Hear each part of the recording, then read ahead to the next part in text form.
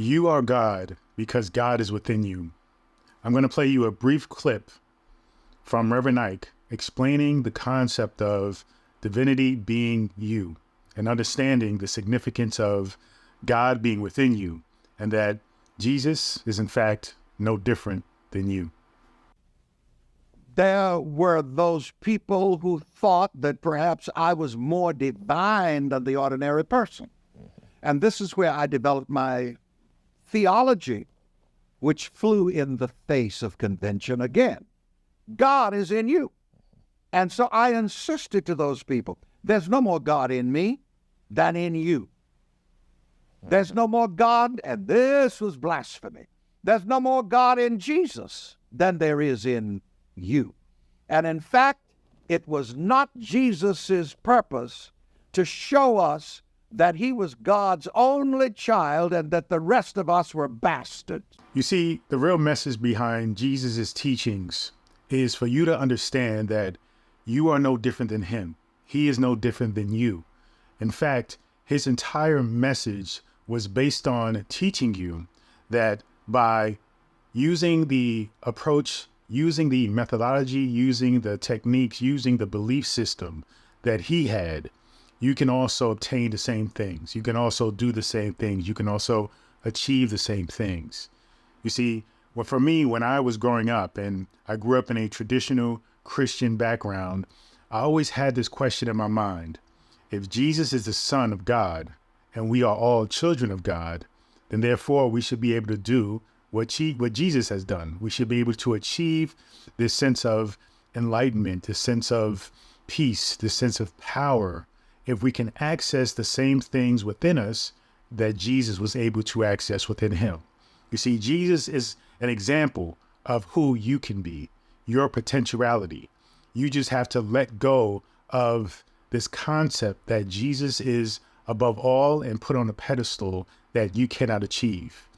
See, it's not through Jesus directly that you obtain and connect with God, but it's through his example. It's through his teachings that you directly connect with God, not because you are dealing with Jesus as some kind of a middleman. In fact, you are the person that can deal directly and communicate directly with God yourself because God is within you, just like as Jesus is taught. So what I want you to really understand is that your divinity is something that is innate within you. And when you let go of all of these teachings and all of these belief systems that were projected upon you, that were forced upon you, then you can actually begin to truly captivate and understand the potential that is you, the truth that is you.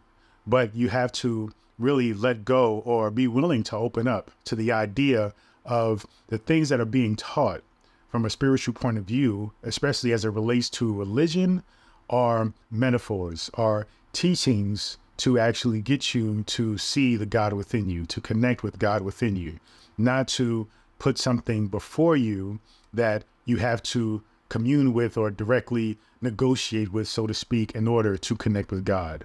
You see, God is not just some, person who you have to give some kind of VIP access to communicate with. God is everywhere. You are God. You see, when you deal and understand that you are coming from a place of consciousness, your consciousness has the power to create anything, just like God has the power to create anything, right?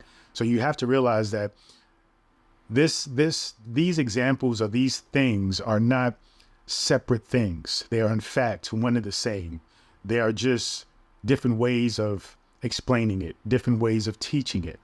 And once you realize that you and the divine within you is no different than Jesus and the divine within him, is no different than Buddha and the enlightenment within him, is no different than Muhammad, is no different than Moses.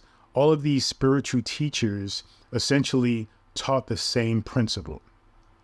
Everything was within them. Everything was them. When they were able to connect deeper with that, then they were able to connect with the higher power, which is basically an extension of self. You see, your higher self, the God, grand consciousness, what I like to call it, is something that is bigger than you, but is still you. It is still something that is innately and intimately a part of you. You just have to understand that even though those two things may seem opposite or may seem to be total different thing, meaning your individuality, but also being one with the whole entirety of everything, those things simultaneously exist at the same time.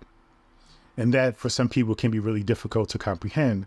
And when you begin to start to break down this concept of one or the other and realizing that is both and that it always is both, then you really start to break down the walls that is preventing you from achieving your spiritual happiness and fulfillment.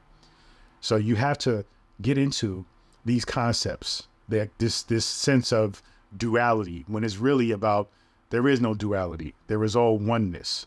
You do have an individual aspect of yourself, but that is still within the oneness that is you and the universe and God and everything and everyone. So think about this concept more. Really ask yourself the questions, right?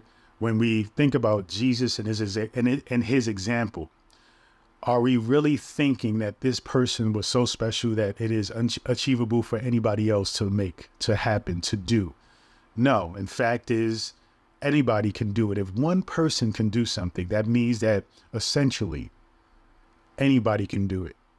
And so when we think about this teaching or any other teaching for that matter, if one person was able to establish and make a connection or achieve something miraculous and beautiful, then that makes it possible for everyone. That makes it true, the true reality that anybody can establish and reach.